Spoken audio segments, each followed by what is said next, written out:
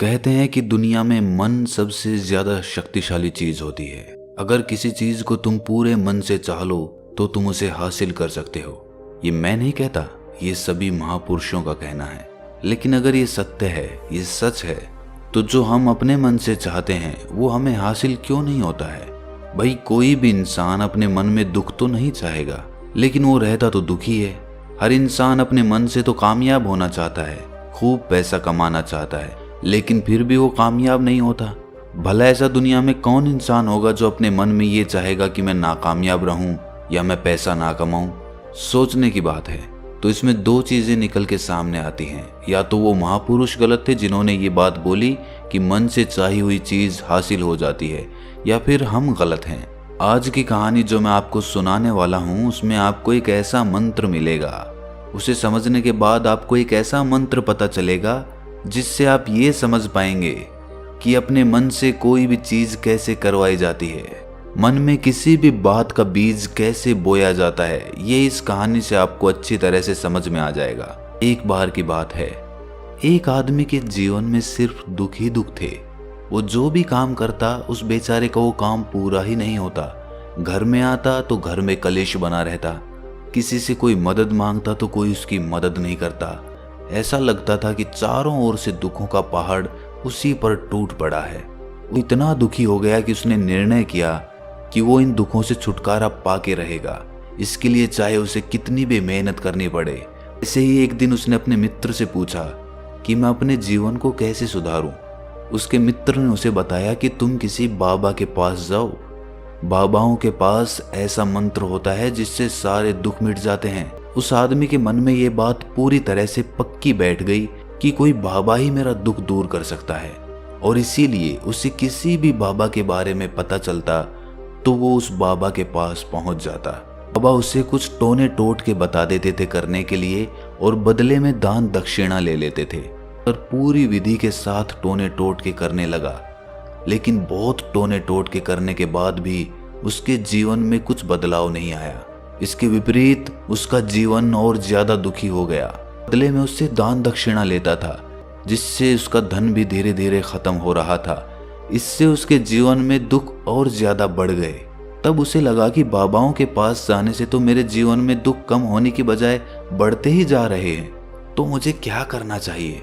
एक दिन एक आदमी ने उसे बताया कि तुम अपने घर में किसी पंडित को बुलाकर हवन करवा लो। हवन होगा, घर शुद्ध हो जाएगा। उस आदमी के मन में ये बात बैठ गई और उसने एक पंडित को अपने घर पर बुलाकर हवन करवा दिया। हवन अच्छी तरह से संपन्न हुआ। बदले में पंडित ने भी अच्छी दान दक्षिणा ली और उसके बाद वो वहां से विदा हो गया। लेकिन कुछ दिनों के बाद उस आदमी को महसूस हुआ कि उसके जीवन में अब भी कोई बदलाव नहीं आया है। अब वो आदमी पूरी तरह से दुखी हो गया और ज्यादा परेशान हो गया। अब तो उसे लगने लगा था कि मेरे जीवन में से दुख कभी खत्म ही नहीं होंगे, और यही सोच सोच कर उस आदमी का बुरा हाल हो गया था। फिर एक दिन उसे अपने मित्र से एक ऐसे बाबा के बारे में पता चला जो समाधान बताने के लिए कोई दान दक्षिणा नहीं लेता था। उस आदमी को लगा कि ये बाबा दूसरे बाबाओं की तरह नहीं हो सकता, क्योंकि ये दान दक्षिणा तो लेता ही नहीं, और अगर दान दक्षिणा नहीं लेता तो ये सच में कोई सिद्ध बाबा होगा। और यही सोचकर वो उस बाबा के पास पहुंच जाता है। जब वो आदमी वहां पर पहुंचता है तो वो बाबा ध्यान में बैठे हुए थे। ये देखकर वो आदमी वहीं पर चुपचाप बैठकर ध्यान से बाहर आने का उनका इंतजार करने लगा।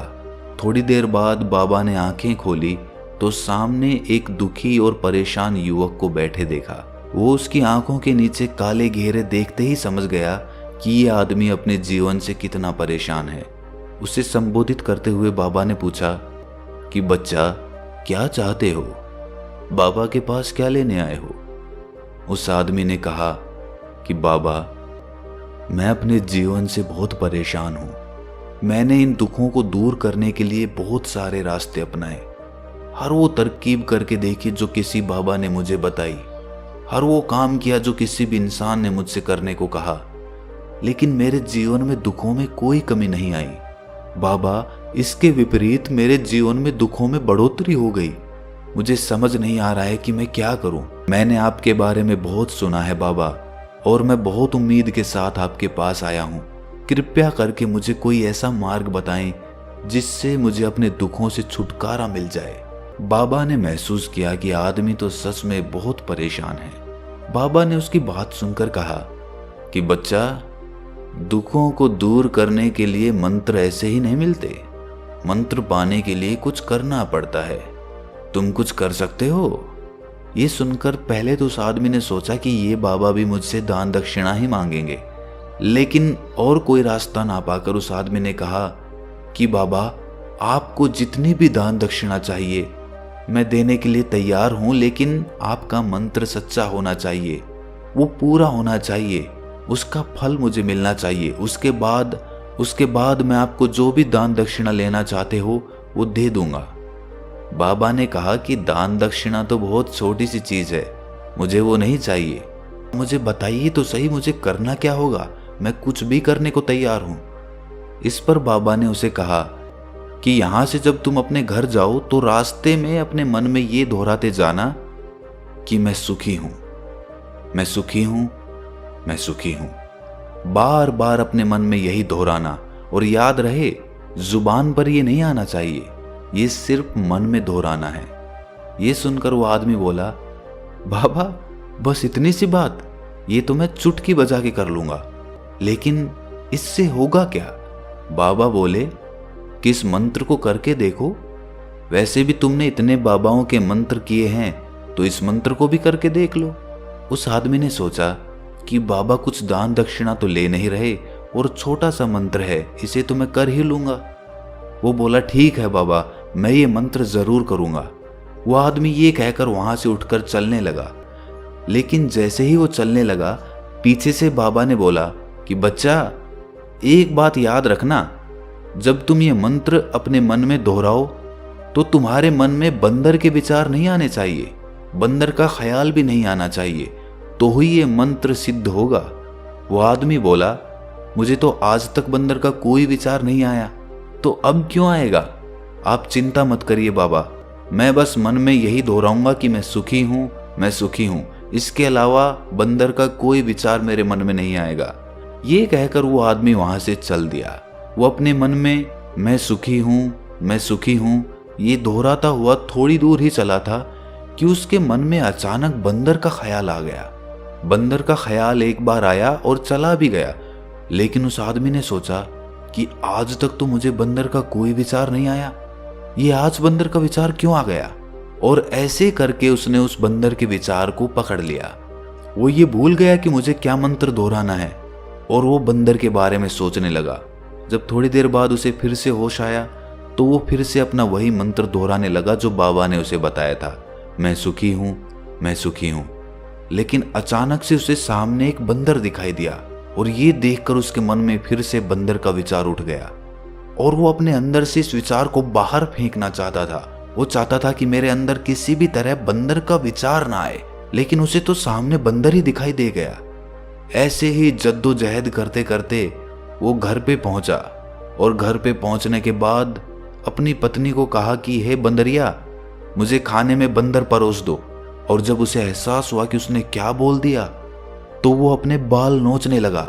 वो दीवारों में सर मारने लगा कि आज तक मुझे बंदर का कोई विचार नहीं आया, और आज मुझे ये क्या हो गया है कि मुझे हर जगह बंदर ही बंदर नजर आ रहे हैं। अबा, पता नहीं क्या चमत्कार हो रहा है, आज तक मुझे बंदर का कोई विचार नहीं आया, लेकिन कल से जब से आपने मुझसे कहा कि बंदर का विचार नहीं आना चाहिए, तब से मुझे हर जगह बंदर ही बंदर नजर आ रहे हैं।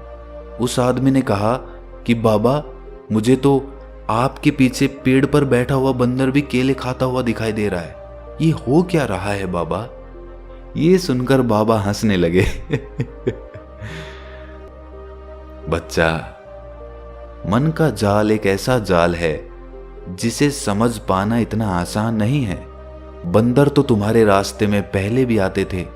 जब तुम मेरे पास आए थे तो इन्हीं पेड़ों पे ये बंदर घूम रहे थे, लेकिन तब तुम्हारे ध्यान में ये बंदर नहीं था, तब तुम्हारे ध्यान में सिर्फ अपने दुख थे। इसके बाद बाबा ने उसे बताया कि बच्चा, हम जिस चीज से भी दूर भागना चाहते हैं, वही चीज हमारे मन में बहुत गहरे में प्रविष्ट हो जाती है, वो हमारे अंतर मन में समा जाती है। असल में हम जिस चीज से भी छुटकारा पाना चाहते हैं, उससे छुटकारा इसीलिए पाना चाहते हैं कि वो हमारे साथ बहुत गहरे से जुड़ी हुई है, और हम जितना ही उससे छुटकारा पाना चाहते हैं वो उतनी ही गहरी हमारे मन में बैठती चली जाती है। और ये अपनी जुबान से बार बार ये बोलने से कि मैं सुखी हूँ, मैं सुखी हूँ, हम सुखी नहीं होंगे जब तक ये मंत्र हमारे अंतर मन में प्रविष्ट नहीं होगा। इस पर उस आदमी ने पूछा कि बाबा, लेकिन ये मंत्र हमारे अंतर मन में प्रविष्ट कैसे होगा? ये सुनकर बाबा ने कहा कि बच्चा, अपने दुखों से लड़ना बंद कर दो। जब तक तुम अपने दुखों को दूर करने की सोचते रहोगे तब तक वो दुख तुमसे चिपके रहेंगे, तब तक वो दुख तुम्हारे अंतर मन पर अपना राज जमाए बैठे रहेंगे। और जिस दिन तुम उन दुखों के बारे में सोचना ही छोड़ दोगे, उन दुखों से छुटकारा ही नहीं पाना चाहोगे, उसी दिन से तुम्हारी जिंदगी से दुख गायब हो जाएंगे। क्योंकि किसी भी चीज से छुटकारा पाने के लिए हमें उस चीज के बारे में सोचना पड़ता है, और हम जितना ही उस चीज के बारे में सोचते हैं वो उतनी ही गहरी हमारे मन में प्रविष्ट होती चली जाती है।